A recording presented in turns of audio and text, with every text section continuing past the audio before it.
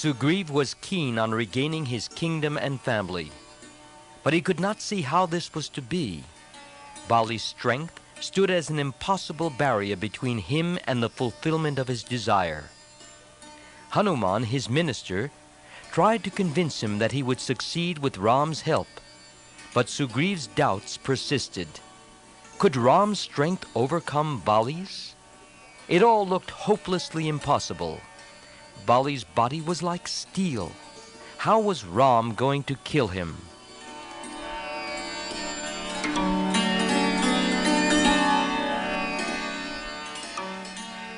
Sugriva had these doubts about Ram, but he had none else to help him, and he was not prepared to give up his desire. He decided to test Ram's strength. But how is one to subject a friend to a test without discourteously betraying one's suspicion? Ram had promised to get the thing done. How was an occasion to be created to measure his ability? Sugriva thought long and formed a plan.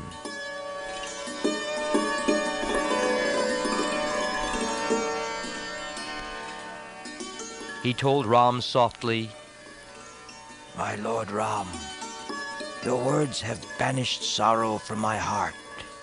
I know your valor. An arrow from your bow can destroy the three worlds. How can Bali's frame stand against it? Still, it is my duty to tell you all about Bali's strength. He can toss and play with a heavy rock as if it were a ball. He can pull out mighty forest trees as if they were blades of grass. Once Dundubi, a demon in buffalo form, possessing the strength of 1,000 elephants, challenged the presiding god of the ocean to a fight. The god evaded it, saying, 'You should fight with an equal.' There, in the north, stands Himavan, the presiding god of the Himalaya mountains. Go and challenge him. Leave poor me alone." Dundubi agreed and, speeding northwards, met and challenged Himavan, butting his rocky sides with horns. Himavan controlled his temper and said, "Why do you assault me? I am not a fighter. I spend my life in the company of sages who love to stay with me." Dundubi answered, "Very well then. Tell me of someone I can fight with. I want a worthy challenger today." Himavan said, "There is one in the south who is worthy of you. He is Bali, the Vanara king. His strength is like his father Indra's. If you wish, you may go to him and challenge him to a fight." Dundubi went straight to Bali's place and raised a loud uproar at the entrance of Kishkinda. He tore up trees and pulled down the gate and roared, "Come out and prove your strength in a fight with me." Bali was then resting with his queen. On hearing the challenge, he came out, accompanied by the women of his palace. "Why, O Dundubi, do you raise this clamor at my city gate? Are you tired of life?" Bali's scornful address enraged the demon, who said, "Don't boast of your strength in the presence of your admiring women. I have come here to fight with you. If you have any manliness in you, come out and show it. You will say you are too drunk now to fight, but I am willing to wait till you become sober. If you like, you may spend the night in your pleasures. Then you may bid a tearful leave of all your dear ones, and come to me in the morning to be slain by me." Bali laughed at Dundubi's words, asked his women to go inside, then said, "O demon, I am not the worse for drink, and if you want to fight, there is no time like the present." So saying, and with a laugh, he took hold of the demon by his tail, whirled him around, and flung him. Dundubi spat blood and fell on the ground. After a while, the demon rose again, and a great battle followed. Vali, son of Indra, pounded the demon to death, and he flung the dead buffalo so that it fell on the ground at a distance of 9 miles.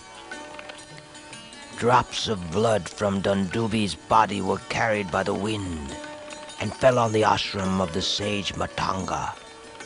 The sage was angry and soon found out who was responsible for this contamination. He saw at once that Vali, in his pride, had flung a bleeding carcass and desecrated the holy spot. The sage pronounced a curse. If this Vali enters the precincts of this ashram, he will lose his life. That is why, O Ram, with my friends, I am living here in safety. Vali dare not approach this place for fear of the curse.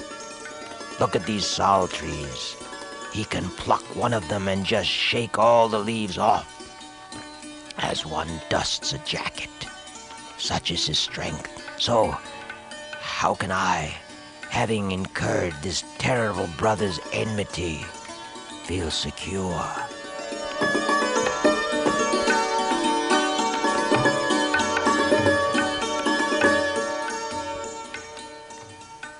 Lakshman understood that Sugriva needed a demonstration of Ram's prowess to give him confidence and said, "How would you like Ram to show you his ability to conquer Vali?"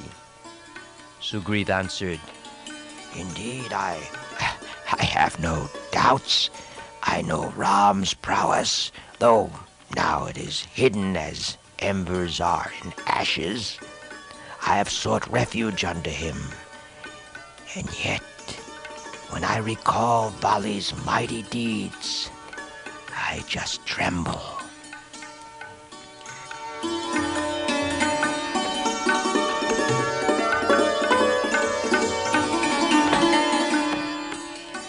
Seeing Sugriva's faith in him and his great fear of Vali, Ram resolved to put an end to his doubts.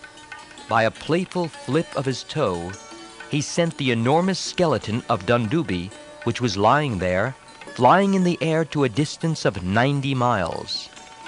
But Sugriva, though impressed, was not yet convinced and said, When my brother sent Dundubi's carcass hurling in the sky, it was full of flesh and blood, and far heavier than this weather-beaten skeleton. Then Ram bent his bow, and, pulling the string to his ear, sent forth an arrow. It pierced the sal tree pointed out by Sugriva, and 6 other trees standing behind it. Piercing the 7 trees, the beautiful arrow touched the earth and returned to Ram's quiver.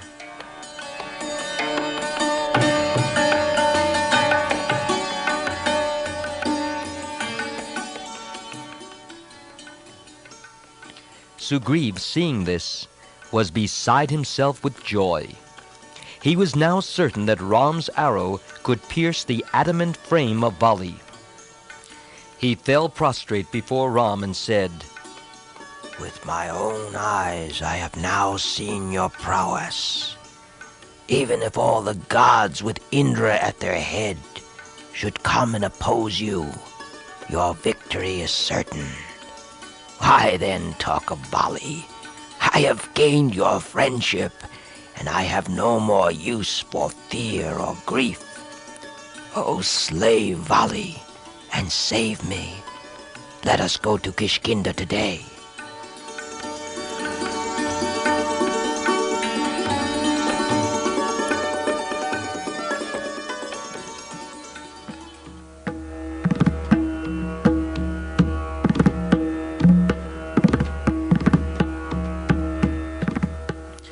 Both Ram and Lakshman agreed.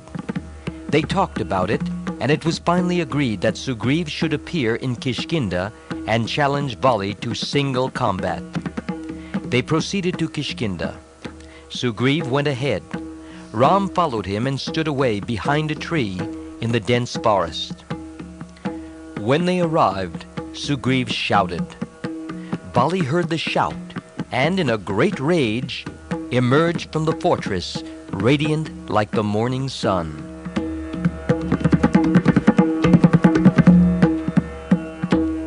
The two brothers fought each other fiercely. Ram was standing with his bow in hand behind a tree.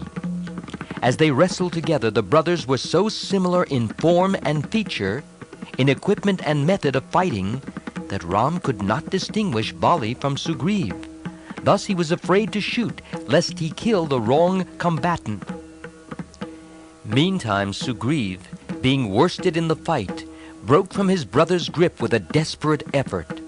Wounded and weary, disappointed and despondent, he fled for his life and reached Rishyamukha forest. He was able to do this because Bali did not wish to slay him and was not unwilling to give his brother another lease on life.